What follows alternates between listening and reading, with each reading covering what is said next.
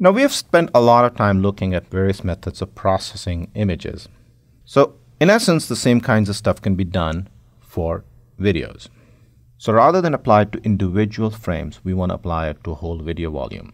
Again, remember, in essence, what we're talking about is now basically this is a stack of volume. When the t-axis is pointing up this way, y and x are still there. So in essence, what we're trying to talk about is how we're going to now take a video volume, and this is of course the number of frames. How would we actually run the filtering mechanisms that we've talked about? So all of the stuff that we learned about convolutions, correlation, and using those methods can be applied in this case to a three-dimensional data set. So of course, we can do all of this stuff in 3D. What we basically do is our space that we interact with is x, y, and t. An interesting point to also remember is that this kind of motion information and filtering is widely used in compression for videos too.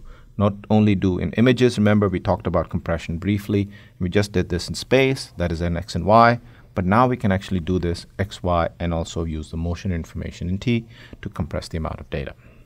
Similarly, all the stuff we looked at, change detection for doing gradient computation, we looked at how to do this in x and y, where we can do this thing also in video, except that this time around we can apply in x and t and also y and t besides x and y. So now we have three different dimensions.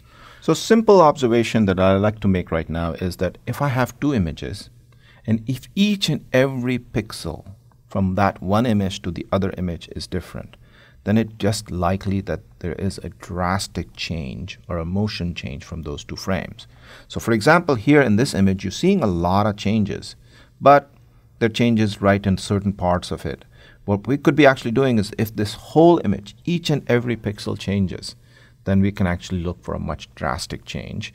And those kinds of drastic motion change could actually be indicative of something special about the video also.